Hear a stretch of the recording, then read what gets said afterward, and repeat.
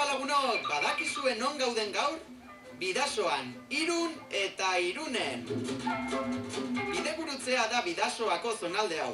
Begira, Gipuzkoa, Nafarroa eta Lapurdi, bide guztiak elkartzen dira Bidasoan.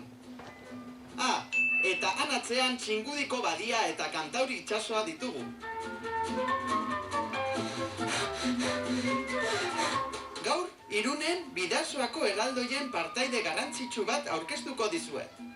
Itsasotik etorrita muga guztien gainetik dantzan dabilen erraldoia, arrantzalea. Itsaso barnetik